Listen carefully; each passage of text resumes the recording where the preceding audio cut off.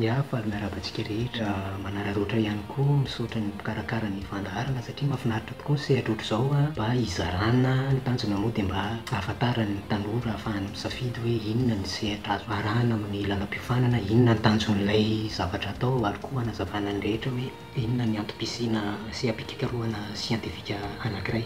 Ny anarako moa Rafitson Barsoa John, za dia ingénieur en génie mécanique industriel nivoaka tao amin'ny école supérieure polytechnique d'Antsiranana dia tao ihany koa nazoko ny diplôme d'études approfondies en électromécanique ary nampianatra ihany koa tao nakatia Minosy Morizy nanohy asa fikarohana dia taty nazoko ny master en recherche en mécanical and production izay spécialisé kokoa amin'ny resaka science des matériaux. Amin'izao fotoana izao dia eo an-dalam-pamaranana mihitsy ny thèse de doctorat amin'ny resaka mécanical and production ihany izay basé amin'ny resaka biomaterials. Tena zavatra ataoko zany dia mikaroka akora fa amin'ny zavatra natoraly mba hampiaina ny fandotoana sy ahazoana tombony marobe amin'ny resaka biodégradabilité. Ny ampiasaina moa zany mandehako ihany ny zavatra ho ampiasaina any amin'ny indostria ilay izy na marobe ny essai atao zay vao afaka mampiasa akora anankiray vaovao. Mila manaraka ny fenitra iraisam-pirenena mba tsy hoe zavatra vao ampiasainao indray dia tapaka ary mety hamono olona. Strict be zany le fepetra rehetra arahana mba ahafahana mamoaka akora vaovao anankiray. Inona moa no tena atao amin'ilay resaka mekanika? Ny mpisehatra ao anatin'ny mekanika aloha zany dia mécanicien no fahatsoana anazy. Ny fahafantarany rehetra anazy hatramin'izay ny mécanicien dia natsoina rehefa simba ny fiaranao ao anatin'ny asa ataony ny atao hoe mécanicien zay fa sombiny kely dia kely ao anatin'ilay sehatra. Fa ny mekanika dia anisan'ny domaine midadasika indrindra amin'ny domaine fizika rehetrarehetra. Dia ny atao aminy moa zany dia ny izay rehetrarehetra étude momba ny mouvement izay mifandray amin'ny force, dikan'izany ao ny énergie. Resaka misehatra amin'ny énergie rehetrarehetra zany ka azo avy amina mouvement ana zavatra. Ao ihany koa ny atao hoe déformation, fiovana zavatra iray amina fiantraikana force iray raha ohatra ianao te handalina momba ny atao hoe thermodynamique dia ao anatin'ny mécanique zay. Thermodynamique ohatran'ny hoe hanao froid ianao spécialiste amin'ny resaka fampangatsiahana zavatra na hoe fanafanana zavatra. Ao ihany koa misy hoe mécanique des fluide moa zany dia tsy voatery hoe rano fa mety ao koa ny rivotra. Le déplacement ny rivotra iny zany manome force manodina éolienne iray ohatra zay zany dia efa domaine na mécanique. Misy ny aérodynamisme, misy ny mécanique céleste, misy ny mécanique des matériaux zay ianarako. Ny safidy manokana moa zany safidiko ny resaka matériaux zay averiko ihany kirakirana ny akora. Zany hoe reny akora ampiasaintsika isan'andro reny zany dia tsara ny manamarika fa nandalo fikarohana reny dia ny matériaux no mikaroka anazy. Reny carrosserie ny tomobilanao, ny akora rehetrarehetra ampiasanao anatin'iny fiara iny dia ny matériaux no nandinika hoe ity no mahazaka hafanana be, ity no ampiasana, ity maivana dia ity ny tsara ampiasana. Andeha indray ohatra tsotrintsika ohatra ny hoe le anangana dia amorona sambo anankiray zany. Dia voalohany indrindra misy ny antsoina hoe designer mamorona le izy manao ny sary ao no étudier ny hoe ahoana ny fisosan'ilay sambo, misosa tsara ao anaty rano ve tsy miletika ve amin'ilay forme iny dia avoaka amin'izany. Zay zany ny atao hoe designer. Dia rehefa avy ao amin'ny designer dia misy ny atao hoe matériaux izay sehatra ezako. Ao zany no mamaly hoe ity sy ity sy ity no akora ampiasaina raha ohatra ka te hanamboatra an'io sambo io fa tsy mety raha tsy izay. Dia fantatra zany hoe firy tonne ohatra no entina amin'ilay sambo dia tokony vy ohatr'izao ny ampiasainareo, tokony mampiasa plastika eto tsy mahazaky io raha tsy atao izao atevin'io vy io. Raha ohatra ka hoe gasika amin'ny ranomasina izy dia ny matériaux no miteny ny akora hamoronana an'ilay zavatra ireny atao zany. Avy eo mandeha ny amin'ny production, any no manamboatra dia misy précision be any zany satria any no manamboatra an'ilay izy sy miassembler an'ilay izy. Ary farany avy eo misy ny entretien dia misy zany misehatra ao anatin'izay. Zay matetika no hitantsika amin'ireny hoe mécanicien ireny zany manao entretien zany izy. Dia raha ohatra ianao zany te hisafidy anao ny lalam-piofanana mécanique dia mila aloha ianao manana baccalauréat scientifique mazava loatra. Raha tena anao hoe ingénieur génie mécanique industriel ianao zany any Madagasikara dia ao amin'ny polytechnique mikanika dansiranana ihany no misy. Fa kosa ao amin'ny polytechnique Votovorona misy branche na mekanika maromaro afaka atao ary misy koa ny matériaux. Ny antony manokana moa zany ny safidianako ny matériaux nanao mekanika aloha voalohany dia nanana olana ohatry ny mpianatra rehetrarehetra talohan'ny baka satria enseignement général dia tsy voafaritra ny lalana, tsy fantatrao zany hoe inona le zavatra tena tianao atao. Nofinofiko tamin'ny taloha za zany tena anisan'ny zavatra kafiziko ny sary dia nieritreritra hanao architecte.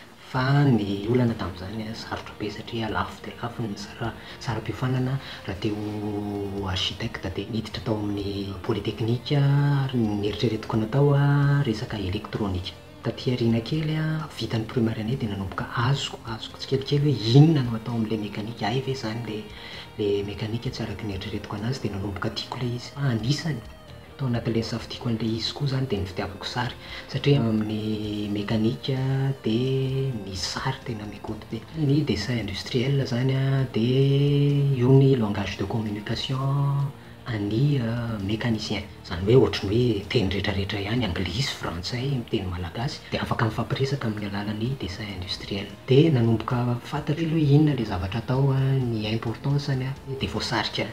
Safidy manokana le matériaux ny antony manokana somary havanana kokoa amin'ny resaka design dia aleoko ny safidy an'le zavatra ray izay mbola tsy haiko mihitsy zany, izay mbola tsy fantatro dia nitsofoka tao dia tao na fantatra tsikelikely ary lasa nankafy ary taranja avy eo. Misy sehatra hafa ataoko ankoatran'le maha scientifique anahy moa zany dia fitiavako sary, tena tia sary hatramin'izay dia ny antony tsy nanaovako hoe tena izay ny fianarana ho ataoko amin'ny resaka sary dia fantatro fa tsy saraka amiko na ovinana ny sary ninona zany zavatra ho ataoko dia tsy maintsy eo foana ny sary, manao sary foana zany dia ohatrany hoe sady lasa fialamboly ilay izy no afaka mianatra mampianantena koa na mandalo fifanana satria zavatra mahafinaritra anahy ilay izy. Dia tia mozika koa moa mazava ho azy. Mampianatra ihany koa atao amin'ny IST Antsiranana resaka amin'ny domaine multimédia. Araka maha multimédia zay dia nanao 2D sy 3D izay tsy dia tena ao anatiny ohatra hoe tena scientifique be ilay izy satria misy resaka artistique sy goût sy ohatrohatr'izany. Manao sary, manao portrait dia za koa moa liana vaovao dia manaonao an'ireny caricature. Fanaraka amin'ny zava-misy amin'ny vaovao misy. Arak'izay mbola misehatra ny sary ihany miara-miasa amin'ny agence universitaire francophone na ny AUF amin'ny resaka promotion ana logiciel libre. Zany hoe ny tena ataoko zany resaka Blender. Ny Blender dia logiciel de 3D fanaovana animation, zany hoe fanaovana an'ireny horonan-tsary mihetsika dessin animé fahitantsika andavanandro ireny zany dia ankoatr'izay ny zavatra tena mahafinaritra anahy indrindra zany dia ny resaka histoire sy resaka mythologie. Ny mahasamihafa ny université any sy ny université ivelan'i Madagasikara izay efa hitako dia eo amin'ny sehatry ny fampitaovana dia somary ataontsika hoe limité ilay sehatra ahafahany mivelatra. Ny olana any moa zany tsy ny capacité, tsy ny fahaizan'ny mpianatra no olana fa izay fitaovana izay. Ny hitako zany ny mpianatra dia velany somary mazava kokoa ny lalany raha ampiharina amin'ny mpianatra any amintsika satria ny mpianatra any Madagasikara dia somary mianatra zavatra maro kokoa zany izy. Mahatonga zany moa zany dia mazava no ny eo amin'ny resaka olany tolotra sy ny tinady izay tsy voatery ny tena sehatra ny anaranao no iasanao avy eo fa mety ho zavatra hafa dia mila mitsakaraka zany, mila mianatra zavatra maromaro mba hamaro ny chance ahitanao asa avy eo. Ny olana ray ngeza be moa zany dia resaka orientation izay resantsika teo ihany tsy fantatry ny mpianatra. Za manokana zao dia tsy enseignement général dia tsy fantatro akory fa rehefa hoe mianatra dia mianatra aloha dia tsy fantatro akory hoe inona le tena tanjona avy eo, inona moa no atao amin'izany, tsy fantatro hoe inona le hafarana avy eo dia izay ny hitako lesoka. Ilay izy tsy avy amin'ny mpianatra rery ihany zany mahatonga an'izay tsy fahafahana misafidy izay fa misy andraikitra ngezabe ny mpampianatra ihany koa satria ny mpampianatra tsirairay zany dia tokony mandany fotoana mihitsy aloha mampafantatra ny mpianatra hoe inona no antony hanaovana ilay matière ray zany. manampy azy zay ho tian'le taranja voalohany a de mba fantany hoe inona le tanjona nanovana anazy. Lesoka faharoa de ny tsy fifanarahany programa mpampianarana amin'ny zavatra tena ilain'ny orinasa any ka tsy mazoto ny orinasa handray an'le mpianatra aveo rehefa mivoaka satria tokony hisy zany a zavatra iray ifanarahan'ny orinasa ao am'le toerana sy ny fanjakana ny amin'ny sehatry ny fampianarana hitady atao hoe marimaritra iraisana ijerevana ny hoe inona ny tena mamaly ny filan'ny orinasa mba ahafahan'ireo mpianatra ireo rehefa mivoaka dia mahazo asa avy hatrany. Eo koa ilay toe-tsaina iray hoe tsy maintsy mianatra ela be, tsy maintsy maka ataoko hoe bac plus 5 ohatra zay vao mahita asa na hoe zay vao atao hoe tafavoaka amin'ny fianarana.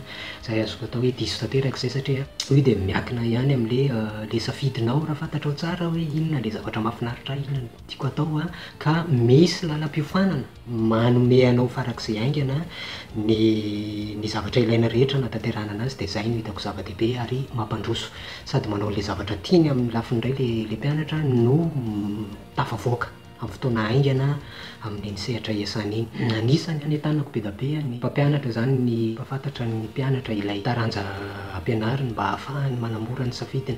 Izany tsy andrasana hoe any amin'ny anjerimanontolo izy vao afantatra fa any ambany mihitsy zany dia ampifanarahana an'le ataontsika hoe niveau ilay zavatra hanazavainao azy hoe hitaritanao ny sainy arakarak'le taranja ampianarinao. Fa anisany mampalaina ny mpianatra isafidy ny lalam-pifanana siantifika dia ny tsy fahazona ny matematika indrindra ny matematika izay bazy zany hoe outil anankiray ampiasan'ny fizisiana le tsy fantatra hoe atao inona le izy fa atao ny zavatra kasaiko atao zany afaka fotoana foy za moa zany tsy maintsy anohy ihany ny fianarako tsy maintsy tohizako foana ny asa fikarohana satria afaka mivady amin'ny resaka asa fampianarana koa le izy dia mbola anohy hatrany zany fa ny ataoko hoe projet zany ny atsoatsy ny zavatra tena iriko atao dia anangana sehatra iray any Madagasikara ampahafantatra ny olona ny fahafahana mampiasa ny akora natioraly zany amin'ny sehatra marobe.